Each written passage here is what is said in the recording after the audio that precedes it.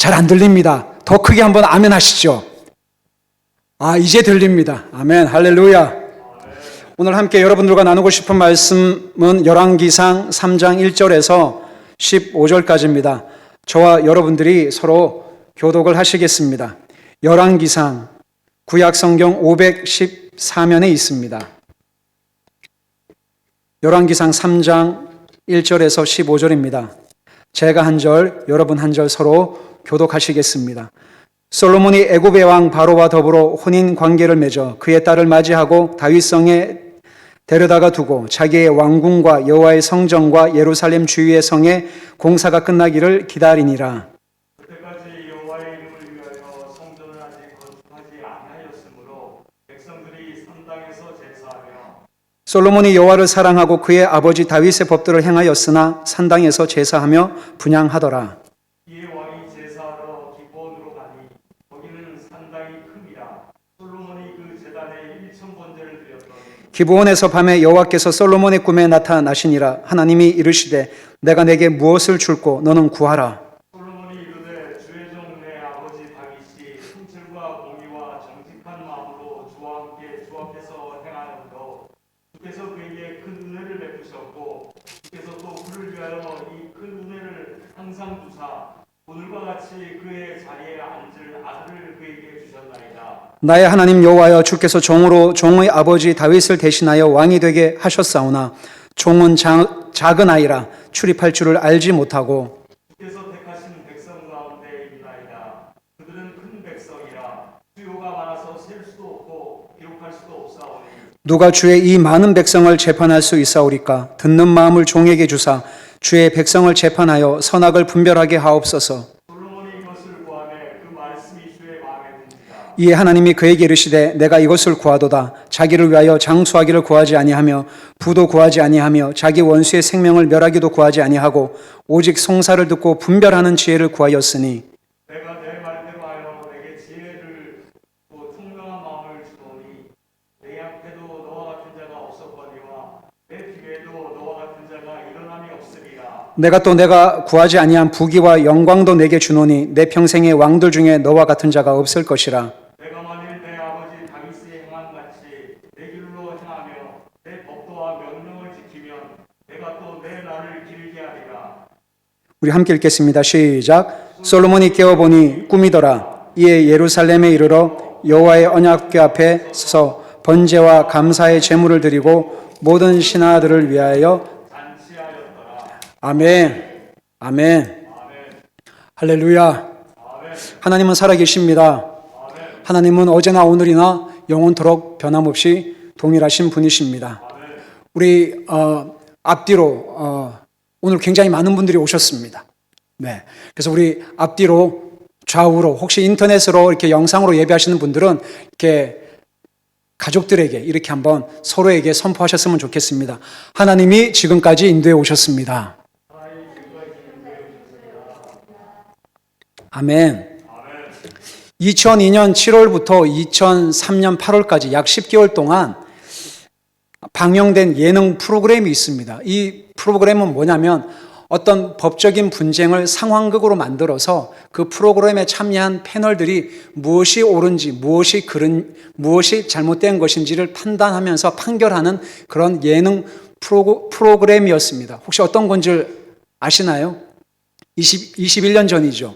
솔로몬의 선택이라고 하는 그런 예능 프로그램이 있었습니다. 그래서 그 상황극을 만들어서 거기에 나온 패널들이 법적인 문제가 생겼을 때 무엇이 옳은지 그런지를 판별하는 프로그램 이름이 솔로몬의 선택입니다. 솔로몬의 선택이 오늘 읽었던 이 말씀에도 나오고 있습니다. 그 유명한 사건들이 나오는데요. 여러분들 솔로몬 그러면 대표적인 사건들이 세 가지가 있습니다. 첫 번째는 창기의 재판 사건, 두 번째는 1,000번제 사건, 아까 읽었던 말씀에도 나옵니다. 1,000번제 사건이 있었고요. 세 번째는 우상 숭배 사건들입니다. 다윗 왕이 죽고 나서 다윗의 아들 솔로몬이 왕위를 이어서 이스라엘 나라를 통치를 하게 되었습니다. 그런데 오늘 읽었던 말씀을 보면 1,000번제라고 하는 유명한 사건이 등장을 합니다. 여러분 1,000번제라는 말은 많은 분들이 이렇게 오해를 하고 계십니다. 성경에서는 1,000번제 헌금이 없습니다. 아멘이시죠?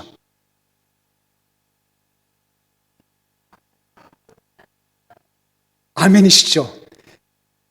성경에는 1000번째 헌금이 존재하지 않습니다. 왜냐하면 솔로몬이 1000일 동안 1000일을 계산을 하면 한 달을 30일로 만약에 계산을 하면 2년 9개월 10일입니다.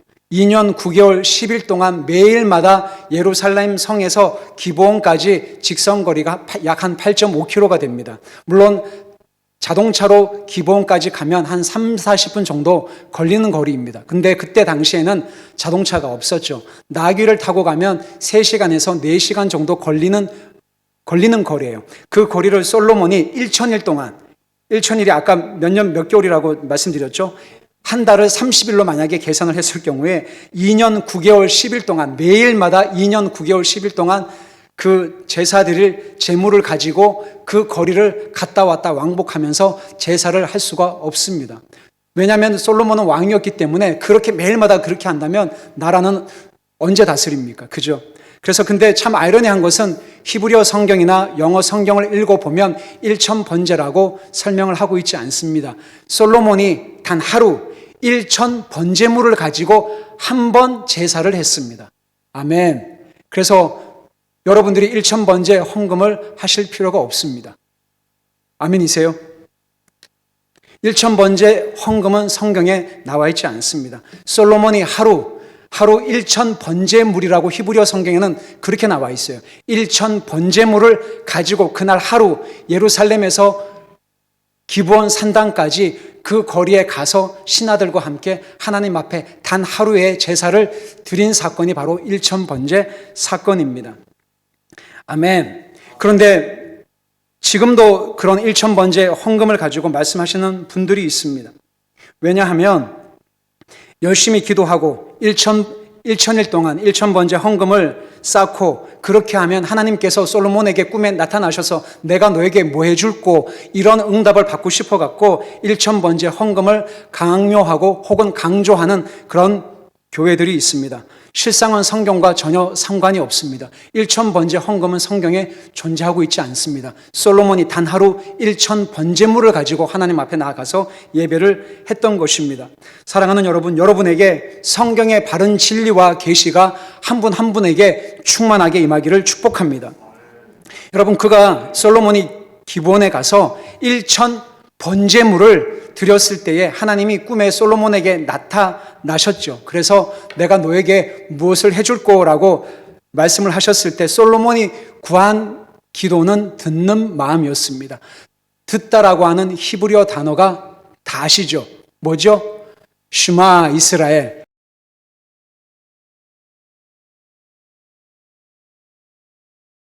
구했습니다. 근데 이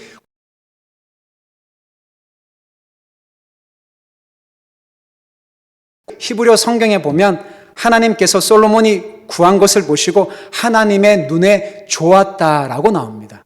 하나님이 솔로몬이 구한 기도를 저는 이 백성들이 너무 많아서 재판을 하고 선과 악을 분별해야 되는데 하나님 저에게 하나님의 마음, 듣는 마음을 주십시오라고 하니까 하나님의 눈에 솔로몬이 구한 것이 좋았더라라고 히브리어 성경에 나옵니다.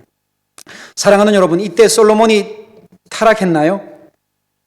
자신의 자아를 추구한 교만하며 탐욕스러운 왕이었습니까? 아니요. 솔로몬은 겸손했습니다. 솔로몬은 엎드렸습니다. 이때 하나님께 고백한 솔로몬의 고백한 내용을 보면 어쩌면 그렇게 사울 왕이 고백한 것과 똑같은지 놀랍습니다. 솔로몬이 열왕기상 3장 7절에 보시면 이렇게 이야기하고 있습니다. 주께서 종으로 다윗을 대신하여 왕이 되게 하셨는데 종은 작은 아이라 출입할 줄을 알지 못하나이다.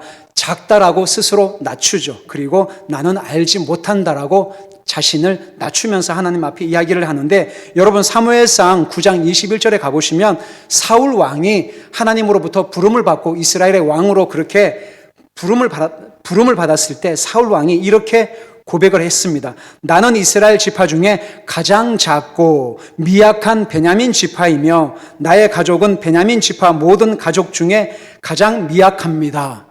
어떠세요? 하나님으로부터 왕으로 부르심을 받았을 때 솔로몬의 고백과 사울 왕의 고백이 일맥상통하죠. 작은 아이라 저는 미약합니다. 저는 아무것도 아닙니다라고 그렇게 두 사람 다 그렇게 하나님 앞에 고백을 했습니다. 사랑하는 여러분, 저와 여러분의 삶 속에 하나님 앞에 갈 때까지 이러한 삶의 고백이 매일매일마다 있기를 축복합니다. 하나님, 나는 미약합니다. 하나님, 나는 부족합니다. 하나님, 나를 불쌍히 긍휼히 여겨 주시옵소서. 아멘. 이렇게 하나님 듣는 마음을 달라고 기도를 했을 때 솔로몬에게, 여러분들이 잘 아시는 것처럼 하나님은 솔로몬에게 부귀와 영광을 허락을 하셨죠. 근데 이 말씀을 읽는 많은 분들은 마음속에 하나님의 얼굴을 구하기보다는 하나님의 손에 있는 어떠한 뭔가를 원할 때가 참 많이 있는 것 같아요. 결국은 1000번째 헌금이라는 것이 생겨난 이유도 뭐냐면, 내가 원하는 것을 얻어내기 위해서 내가 마치 하나님 앞에 이렇게 애걸복걸하고 이렇게 많이 간구를 하고 정성을 들이면 솔로몬에게 하나님께서 듣는 마음뿐만 아니라 부귀와 영광과 영화로운 것들도 주셨으니까 내가 이렇게 1000번째 헌금을, 내 정성을 보이면 하나님께서 나의 기도를 응답하실 거야. 나의 자녀가 대학교에 입학을 할 거야. 나의 주식이 올라갈 거야. 내가 하고 있는 모든 일이 술술 잘 풀릴 거야. 나의 사업이 번성할 거야 라고 하는 기복주의적인 신앙이 이 1000번째 헌금에 포함되어 있다는 것입니다. 결코 1000번째 헌금은 성경적이지 않습니다. 성경에서는 1000번째 헌금을 단 한 번도 이야기하지 않습니다. 또 한 가지, 우리는 솔로몬 하면 지혜의 사람으로 대표를 합니다.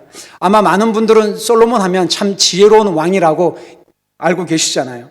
그래서 나의 자녀가 솔로몬 같은 솔로몬의 지혜를 닮았으면 하는 그런 마음을 누구나 다 아마 자녀를 키우셨던 부모님들은 이런 마음을 아마 가지셨을 거라고 생각을 합니다.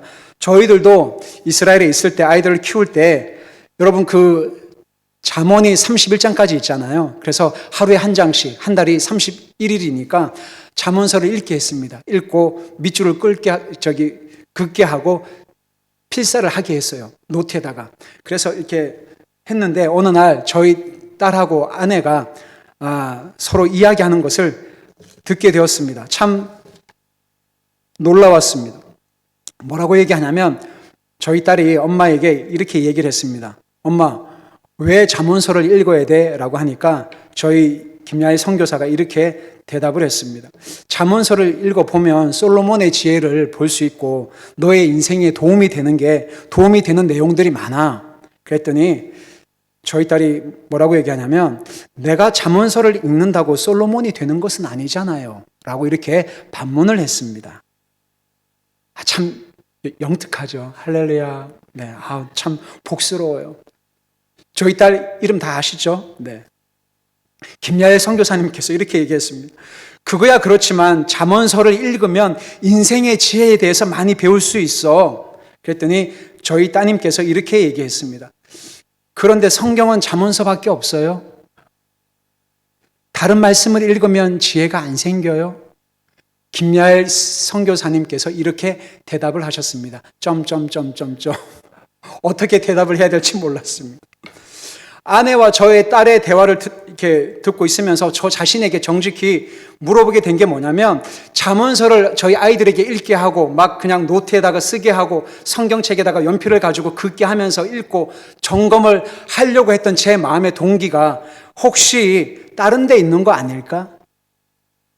와, 솔로몬이 지혜를 구해서 어마어마한 부자가 됐대. 하나님의 얼굴을 구하는 것보다 하나님의 손에 있는 어떤 떡고물에 대해서 내가 더 관심을 갖고 있는 거 아닐까 혹시? 솔로몬의 지혜가 자녀 교육이라고 하는 이상한 방향으로 흘러가지 않기를 축복합니다.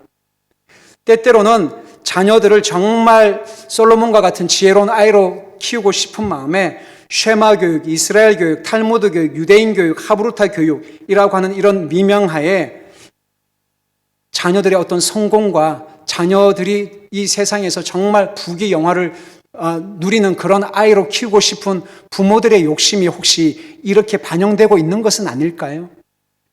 그 아내하고 저희 딸과의 대화를 들으면서 다시 한번 제 마음을 점검을 해보게 되었습니다. 솔로몬은 그런 마음이 아니었죠. 듣는 마음이었습니다. 선악을 분별하고 싶어 했습니다. 그래서 저는 가끔 신앙생활을 하면서 교회 안에서 이런 기도를 하는 분들을 볼 때마다 참 안타깝습니다. 주여 우리 자녀에게 솔로몬의 지혜를 주시옵소서, 이런 기도를 제발 하지 않기를 축복합니다. 아멘. 왜냐하면 오늘 읽었던 말씀에 보면 하나님이 분명히 말씀하셨습니다. 솔로몬 너에게 준 지혜는 그 이전에도 없었거니와 앞으로도 너와 같은 지혜를 가진 자가 있다고 하셨나요? 없다고 하셨나요? 없다고 하셨습니다. 그래서 여러분들의 솔로몬과 같은 지혜를 주시옵소서라고 그런 기도를 하지 마십시오. 솔로몬이 가진 그 지혜를 가지고 솔로몬은 나중에 우상 숭배자의 삶으로 그의 인생을 마쳤습니다. 솔로몬과 같은 지혜로운 아이가 아니라 하나님을 경외하는 아이가 되게 하여 주시옵소서. 아멘이시죠? 예.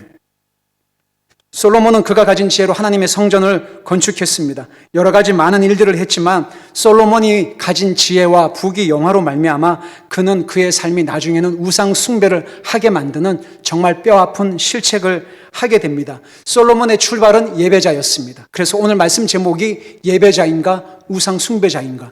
솔로몬의 출발은 예배자였습니다. 사울 왕의 인생도 출발은 예배자였습니다. 근데 그의 인생들의 종착점은 우상 숭배자로 귀결되었다라는 것입니다. 하나님 저희 아이들에게 솔로몬의 지혜를 주시옵소서. 그런 기도보다 하나님 저희 아이들이 예배자의 인생을 살게 하여 주옵소서. 하나님을 두려워하는 마음을 주십시오. 하나님을 경외하는 자녀들이 되게 하여 주시옵소서. 이런 기도를 할 줄 아는 참사랑교회 성도님들의 삶이 되시기를 축복합니다. 솔로몬을 부러워하지 마십시오. 하나님을 아는 자녀가 되게 하여 주옵소서. 솔로몬은 왕이 된 지 4년 뒤에 성전 건축을 합니다. 여러분들이 잘 알고 계시는 것처럼 하나님의 성전을 완공하는데 7년이 걸렸고요. 자신이 거주할 궁궐을 짓는데 13년이 걸렸습니다. 2배의 시간이 걸렸어요. 그가 왕으로 통치한 재위 기간이 40년이었는데 성전 건축에 올인한 기간이 24년입니다. 그리고 16년은 우상 숭배자의 삶으로 그의 인생을 마감을 했어요. 굉장히 안타깝죠. 여러분들이 열왕기상 11장에 보시면 솔로몬에게는 그가 사랑했던 많은 여인들이 나옵니다. 모압 여인, 암몬 여인. 그래서 그 여인들이 애굽 여인, 그 여인들이 솔로몬의 마음을 미혹하게 해서 다른 신을 섬기도록 솔로몬의 마음을 미혹하게 하죠. 그래서 열왕기상 11장을 읽어보시면 하나님께서 솔로몬에게 2번 나타나십니다. 2번 나타나셔서 그렇게 하지 말라고 경고를 하지만 솔로몬은 듣지를 않습니다. 여러분 참 여기서 재밌는 히브리 표현이 나오는데 열왕기상 11장 2절에 보시면 그가 애굽 여인, 모압 여인, 암몬 여인을 사랑하였다라고 한글 성경에는 나오는데요. 히브리어 성경에는 다바크라고 하는 히브리어 동사를 쓰고 있습니다. 여러분 한번 따라해 보시겠습니까? 다바크. 다바크가 뭐냐면 이겁니다. 이거. 여러분 제 엄지손가락 있죠? 여기하고 이 손가락 사이에 강력본드 있지 않습니까? 강력본드를 이렇게 딱 붙이면 이게 떨어지나요? 안 떨어지나요? 안 떨어지죠. 요런 아주 강력한 풀, 접착체를 히브리어로 다바크라고 합니다. 안 떨어져요. 솔로몬이 그 여인을 사랑함으로 그 마음이 붙었다라고 히브리어 성경에 나와요. 붙은 거예요. 안 떨어져요. 하나님께 그 마음이 붙어야 함에도 불구하고 솔로몬은 우상을 숭배함으로 말미암아 그 마음이 떠나서 그 이방 신들에게 그의 마음이 다바크 붙게 되었다라고 히브리어 성경에 나옵니다. 참 재미있는 표현을 지금 하고 있습니다. 그러함으로 말미암아 솔로몬은 결국 우상 숭배의 길로 나아가게 되었습니다. 주님을 사랑하지 않으면 반드시 우상을 사랑하게 되어 있습니다. 하나님 나라를 위해서 결단하지 않으면 세상에 의해 결단을 당하게 됩니다. 하나님의 소리를 듣지 않으면 세상의 소리에 여러분들의 마음이 빼앗기게 될 것입니다. 성령에 의해 인도함을 받지 않으면 반드시 내 육체의 탐욕의 지배를 받게 됩니다. 저라고 예외일 수 없습니다.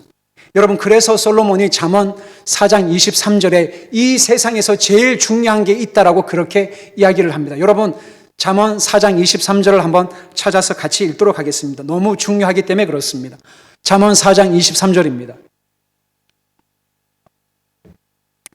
잠언 4장 23절입니다. 잠언 4장 23절 우리 한 목소리로 읽겠습니다. 시작. 모든 지킬 만한 것 중에 또 내 마음을 지키라. 생명의 근원을 위해서 나누리라. 모든 지킬 만한 것 중에 더욱 내 마음을 지키라. 생명의 근원이 이에서 남이니라. 사랑하는 여러분, 열왕기상 11장에 보시면 모압 여인, 암몬 여인, 이집트 여인, 그모스 신, 몰록 신, 수많은 그런 신들을 섬기기 위해서 솔로몬의 마음이 다바크, 이방 신들에게 접붙여져 가지고 그의 마음이 여호와 앞에서 떠나서 다른 신들을 섬길 때에 솔로몬의 마음이 여호와로부터 멀어졌다라고 그 솔로몬의 마음에 대해서 열왕기상 11장 1절부터 읽어보시면 솔로몬의 마음이라고 하는 단어가 6번이나 나와요. 계속 나와요. 결국은 마음의 문제였습니다. 결국 그 마음을 뺏기니까 다 뺏기더라는 것입니다. 후궁이 700명이었죠. 그리고 첩이 300명이었던 사람이 솔로몬이었습니다. 솔로몬에게 하나님은 이미 2번이나 나타나셔서 경고하셨습니다. 그 길로 가면 안 된다라고 말씀하셨습니다. 내 아비 다윗처럼 하나님의 말씀을 지키고 그분을 경외하는 삶으로 살아가야 될 것에 대해서 하나님은 솔로몬에게 2번씩이나 나타나셔서 경고했음에도 불구하고 솔로몬은 하나님의 말씀을 듣지 않았다라고 성경은 이야기를 합니다. 다시 말해 솔로몬은 이방 여인들과 그들의 신들을 섬기고 사랑했지만 결국은 자기가 믿고 싶고 자기가 사랑하고 싶은 자신만의 우상들을 섬기며 살았던 것을 주목하십시오. 사랑하는 여러분, 우상은 탐심이라고 합니다. 결국 우상 숭배는 나를 숭배하는 것과 마찬가지인 것입니다. 골로새서 3장 5절에 보면 이렇게 말씀하고 있죠. 그러므로 땅에 있는 지체를 죽이라. 곧 음란과 부정과 사욕과 악한 정욕과 탐심이니 탐심은 곧 우상 숭배니라. 탐심은 곧 우상 숭배니라. 다른 것들을 만들어 놓고 이렇게 섬기는 것이 우상 숭배라고 알고 계시지만 결국은 그 만들어 놓은 것은 내가 믿고 싶은 것, 내가 알고 싶은 것, 내가 섬기고 싶은 것, 내가 사랑하고 싶은 것, 다르게 표현하면 나를 섬기는 것이 결국은 성경에서는 우상 숭배라고 이야기를 하고 있는 것입니다. 결국은 1000번째 헌금 또한 내가 원하는 것을 이뤄내기 위해서 하나님으로부터 얻어내기 위해서 1000번째 헌금을 하는 것입니다. 결국은 전형적인 기복주의적인 신앙이라고 하는 미명 아래 나 자신을 섬기고 내가 원하는 것을 얻어내기 위한 무당 종교와 같은 것이 1000번째 헌금인 것이에요. 그래서 여러분들은 1000번째 헌금이라는 것은 성경에 나와 있지 않다는 것을 꼭 기억하셨으면 좋겠습니다. 솔로몬은 하나님의 영광으로 시작해서 나의 영광으로 삶을 마감했던 사람입니다. 예배자로 시작해서 우상 숭배자로 삶을 마감했습니다. 겸손으로 시작해서 교만으로 삶을 마감했습니다. 기름 부음으로 시작해서 악행으로 삶을 마감했습니다. 사랑하는 여러분, 솔로몬의 지혜를 부러워하지 마십시오. 여러분들의 마음과 생각을 지키는 것이 제일 중요합니다. 나의 마음과 생각을 지키는 것이 제일 소중한 사역이라고 생각합니다. 그래서 솔로몬은 전도서 12장 13절에 그의 인생을 다 살고 난 이후에 노년에 인간이 누릴 수 있는 가장 최고의 예배와 삶의 가치가 전도서 12장 13절에 나와 있는데 뭐라고 얘기하냐면 하나님을 경외하고 그의 명령들을 지키며 사는 것이다 라고 합니다. 다시 한번요. 전도서 12장 13절입니다. 하나님을 경외하고 그의 명령들을 지키며 사는 것.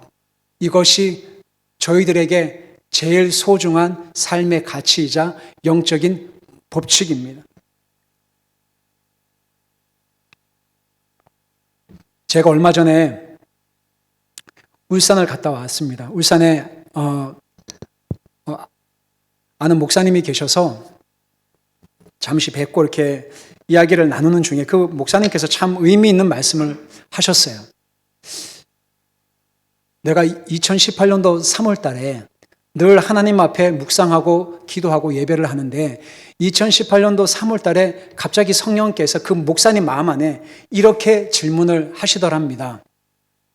너는 나를 두려워하지 않는구나 라는 그런 하나님의 음성을 듣게 되셨는데 내가 하나님을 두려워하지 않는다고?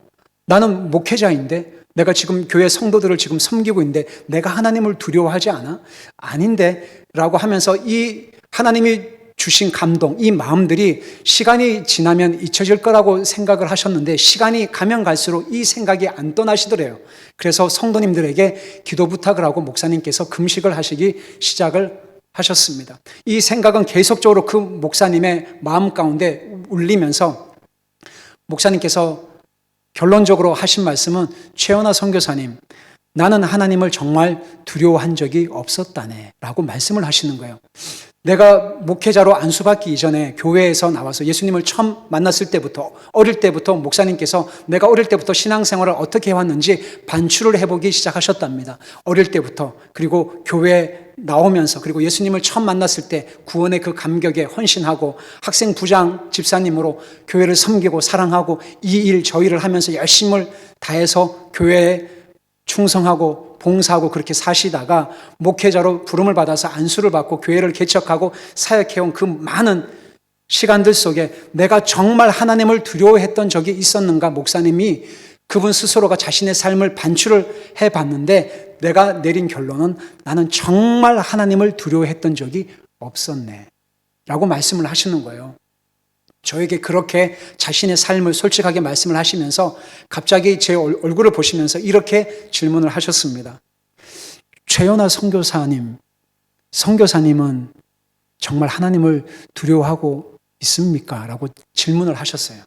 근데 제가 그 질문에 즉시 대답을 하는 게 맞음에도 불구하고 한 5초 동안 제가 대답을 잘 하지 못했어요. 나는 정말 하나님을 두려워할까? 나는 정말 하나님을 두려워할까? 나의 말과 행동에 있어서, 아내하고의 관계에 있어서, 자녀들과의 그런 관계에 있어서, 성도님들하고의 관계에 있어서 말과 행동에 내가 정말 하나님을 두려워하듯이 두려운 마음으로 내가 그렇게 관계를 하고 있을까? 아닌 적이 더 많았다라는 것입니다. 참사랑 교회에서 코로나 사태가 생기고 나서 많은 성도님들의 마음 안에 어려움과 힘든 일들이 있었다는 것을 알고 있습니다. 그거 보면서 참 실망도 많이 했습니다. 왜냐하면 어려운 일을 당하면 당할수록 서로 하나가 되고 서로 덮어주고 격려해주고 하나님 앞에서 이 일을 통해서 하나님이 우리들에게 무엇을 말씀하시는지 깨어 기도해야 함에도 불구하고 오히려 나누어지고 갈라지고 뒤에서 끼리끼리 이야기하고 서로 가십하고 하는 그런 상황들을 보면서 마음이 정말 아팠습니다. 우리 안에 하나님을 정말 두려워하는 마음이 없구나. 하나님을 정말 두려워한다면 그런 말과 행동이 나올 수가 없었는데 우리 안에 정말 하나님을 두려워하는 마음이 없구나. 저에게도 마찬가지였습니다. 그 목사님의 그 말씀은 저의 신앙을 다시 한번 반추해 볼 수 있는 좋은 만남이 되었습니다. 오늘 이 말씀을 하면서 함께 기도하는 시간을 좀 갖고 싶습니다. 예배자인가 우상 숭배자인가라는 오늘 말씀 제목인데요. 실제로 있었던 이 이야기를 어떤 선교사님의 말씀을 통해서 듣게 되었습니다. 이민 목회를 하시는 목사님의 간증이었습니다. 이민 목회를 하시면서 그 교회에 어떤 장로님이 계셨습니다. 교육 사업을 하시는 장로님이셨는데 교회를 사랑하고 봉사도 많이 하시고 실력 있고 많은 목회자분들이 이런 장로님하고 참 사역을 해봤으면 좋겠다고 할 정도로 정말 남부럽지 않게 교회를 사랑하고 섬겼던 어떤 장로님 이야기입니다. 근데 이 장로님이, 건강하셨던 장로님이 갑자기 3개월 시한부 선고를 받게 되셨습니다. 실제로 있었던 사건입니다. 얼마나 마음에 충격이 크셨겠어요. 그래서 그 교회 성도님들이 신방을 가고 예배에 가고 그렇게 했대요. 그렇게 해서 장로님을 위로하고 신방하고 예배하고 했음에도 불구하고 장로님은 예배를 안 드리셨습니다. 그러니까 안 만나시는 거예요. 아마 인간적인 생각에 갑작스럽게 3개월 시한부 선고를 받으면 저뿐만이 아니라 많은 분들이 굉장히 당혹스러울 거고, 이 어떻게 할 줄 모르는 그 인간적인 그런 아픔들이 있으실 거잖아요. 그래서 그러신가 보다 하고 그렇게 이해를 하고 했는데 예배를 가고 해도 장로님이 눈도 안 뜨시고 너무 마음이 낙심이 되고 영적으로 절망 가운데 계셨다고 합니다. 한 주가 지나고 두 주가 지나고 그렇게 시간은 흘러가는데도 아무렇지 않게 반응하시는 장로님을 뵈면서 그 교회에 담임 목사님께서 안 되겠다. 그래서 신방을 하시게 됐답니다. 그래서 신방을 했음에도 불구하고 여전히 장로님은 누워 계셨고 얼굴도 안 보시고 아예 그렇게 있으셨는데 목사님께서 이렇게 말씀하셨대요. 장로님, 찬송 부르시죠? 아무 반응을 안 하셨습니다. 하나님께서 장로님 사랑하시는 거 아시죠? 아무 대답을 안 하셨어요. 장로님, 교회 사랑하시고 좋은 일 많이 하셨지만 그걸로 구원 못 받는 거 아시죠? 꿈쩍도 안 하시고 아무 소리도 안 하시는 그 장로님을 두고 이 목사님의 마음이 너무 이렇게 마음이 안타깝고 답답하셔서 이제 얼마 안 남으셨는데 이 상태로 그대로 가시면 안 되잖아요. 그래서 그 다음날 작심을 하시고 이렇게 말씀을 하셨다고 합니다. 장로님, 예수님 믿으셔야 됩니다. 장로님, 예수님 공로 아니고서는 천국에 갈 수 없습니다. 예수님 믿으시지요? 라는 그 말이 떨어지자마자 그렇게 마음을 닫고 눈을 감고 아무 대답을 하지 않으셨던 장로님께서 갑자기 그 침상에서 벌떡 일어나셔서 하신 말씀, 그 말씀을 하시고 그 자리에서 운명을 하셨답니다. 예수고 뭐고 귀찮소. 예수고 뭐고 귀찮소. 그 말 하시고 나서 그 자리에서 그 침상에서 벌러덩 누우셔서 운명을 하셨답니다.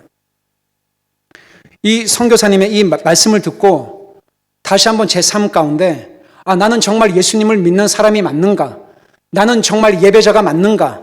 나는 인생의 그 끝에 서서 신앙을 부인하지 않고 예수 그리스도의 주되심을 끝까지 인정하고 하나님 앞에 믿음에서 믿음으로 살아가고 있는 그 사람이 맞는가? 이 장로님만의 이야기인가? 어쩌면 우리 교회 안에, 어쩌면 한국 교회 안에 이렇게 살아가고 있는 사람들은 혹시 있는 것은 아닐까? 그런 생각들을 해보게 되었습니다. 사랑하는 여러분, 여러분들은 정말 하나님을 두려워하십니까? 아니면 사람들의 소리, 사람들의 눈치, 사람들이 나에 대해서 어떻게 생각하고 있는지에 대해서 더 많은 관심을 갖고 있는 것은 아닙니까? 장로님, 하나님을 두려워하십니까? 권사님, 하나님을 두려워하십니까? 지금도 여전히 마음을 풀지 않고 삐져 계시는 건 아니십니까? 집사님, 코로나 사태로 인해서 참사랑 교회에 대해서 뒤에서 험담하고 궁시렁궁시렁거리고 끼리끼리 편을 나누고 이런 말 저런 말을 내 입에서 올릴 때에 내 안에 정말 하나님을 두려워하는 마음이 있었는지 다시 한번 점검해 보십시오. 나는 정말 하나님을 두려워하고 있는가? 오늘 함께 기도하는 시간을 갖고 싶습니다.